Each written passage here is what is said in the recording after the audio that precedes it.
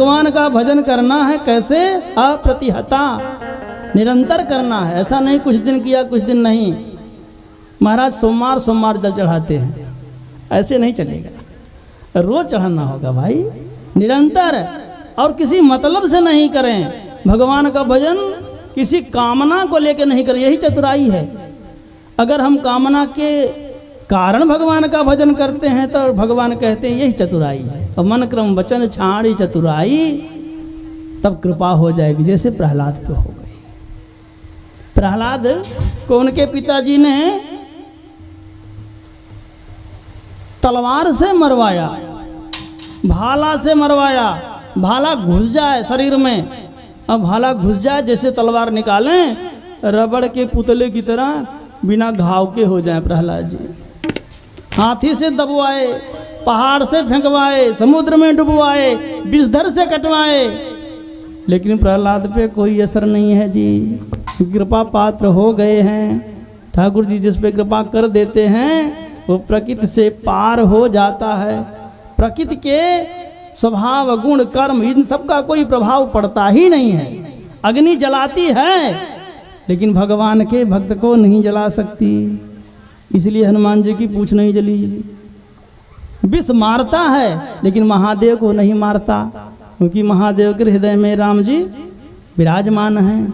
समुद्र डुबाता है लेकिन अगस्त ने समुद्र को ही डुबा दिया। क्यों? क्योंकि अगस्त के हृदय में राम जी विराजमान हैं। तो इसलिए कहा कि गरल सुधा रिपु करई मिताई, गोपद सिंधु अनल सितना, गरुण सुमेरु रेणु समताही।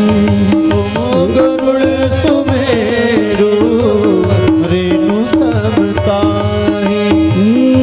राम कृपा करी चितवा जाही, राम कृपा करी चितवा जाही। गरल सुधारी पुकरई मिताई, गरल सुधारी पुकरई मिताई। गोपद सिंधु अनल शीतलाई, पद सिंधु अनल शीतलाई। हे गोपद सिंधु अनल शीतलाई। क्योंकि काल कर्म व्यापय नहीं ताही, काल करम व्यापय नहीं ताही। रघुपति चरण प्रीति अति जाही, रघुपति चरण प्रीति अति जाही। रघुपति चरण प्रीति अति जाही। तो प्रहलाद जी से उनके पिता ने पूछा, क्यों रे जादूगर है तू? तू कौन सी जादू जानता है कि भाला के मारने से असर नहीं होता? आग में जलाया गया जला नहीं, विष पिलाया गया मरा नहीं, हाथी से दबवाया गया लेकिन तेरा कोई नुकसान नहीं हुआ। हाथी के दांत घायल हो गए, उसका ही दांत टूट गया। ऐसा क्यों? तेरे गुरु ने, उस पाखंडी नारद ने कुछ जादू बताया है तुझको? कहाँ बताया है? लेकिन जादू नहीं है, वो भक्ति का प्रभाव है। पिताजी ये दंता गजानाम कुलिशाग्र निष्ठुरा, शीर्णा पदेते न बलम ममे तत्, महाविपत्ताप विनाशनोऽयं, जनार्दनानुस्मरणानुभाव। जनार्दन के स्मरण का ये प्रभाव है।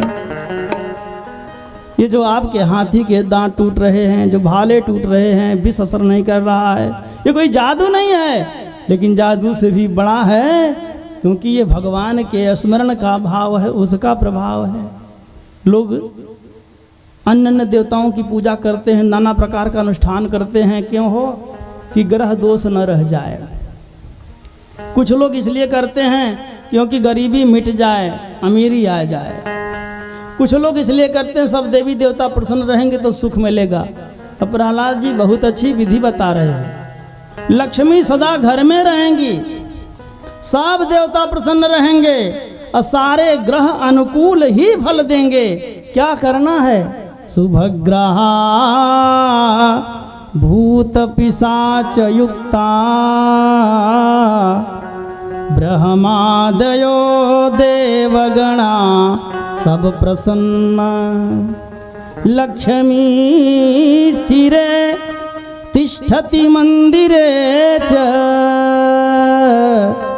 गोविंद भक्ति लभता नराणाम।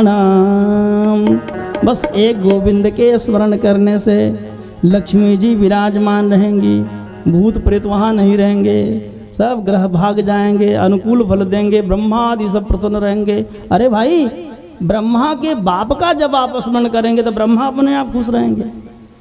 ब्रह्मा जी के बाप हैं नारायण, और भोले बाबा तो पोता हैं। मध्य प्रदेश क्षेत्र में पोता को बाबा कहते हैं। तब हमारी समझ में आया कि भोले बाबा को भोले बाबा कहें कहते हैं। वो तो ब्रह्मा के मस्तक से पैदा हुए, और नारायण भगवान इसलिए अपने पोते को बाबा कहते हैं और उनको बहुत प्यार करते हैं, उनका ही सदा स्मरण करते हैं। तो जो नारायण का स्मरण करते रहेंगे तो उनसे ब्रह्मा भी प्रसन्न रहेंगे और महादेव भी प्रसन्न रहेंगे। लक्ष्मी तो उस घर को छोड़ के जाने ही वाली नहीं है, क्योंकि उसमें स्मरण करने वाला जो भक्त है वो स्मरण कर रहा है न कृष्ण का। यत्र योगेश्वरो कृष्ण यत्र पार्थो धनुर्धर तत्र श्री विजयो विभूति ध्रुवा नीतिर्मतिर्मम। तो कृपा बरस जाएगी। हमारा आपका काम क्या है? खाली भजन करना। तो प्रहलाद जी कहते हैं कि हमारा जो आसरा है कौन है? वो जनार्दनानु स्मरणानु